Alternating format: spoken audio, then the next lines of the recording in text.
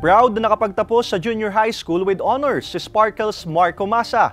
Samantala, pinarangalan sa 72nd FAMAS Awards ang ilang kapuso at Sparkle Stars. Narito ang report ni Hazel Alviar. Proud na ibinahagi ni Sparkle teen actor Marco Masa sa kanyang followers ang kanyang academic achievement kung saan nagtapos na siya sa junior high school with high honors. Bukod dito, tumanggap din siya ng parangal bilang athletic awardee at amazing attitude awardee.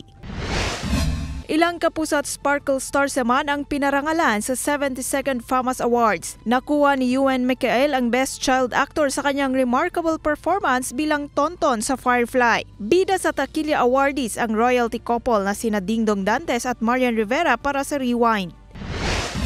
Samantala, sa ginanap naman na Henseiyo Arigato International Film Festival sa Japan, nakuha ni My Guardian Alien star Kirai Celis ang Best Versatile Comedian Award. Best Dramatic Actress Award ang naiuwi ni Bianca Umali. Kinilala namang Most Prolific Dramatic Actor si Kelvin Miranda. Nakuha ni Alden Richards ang Best International Film Actor Award habang Best Filipino TV Personality Award kay Sanya Lopez. At Best Filipino Artist and Talent Management Award ang natanggap ng Sparkle GMA Artist Center. Hazel Alviar, Balitang Southern Tagalog.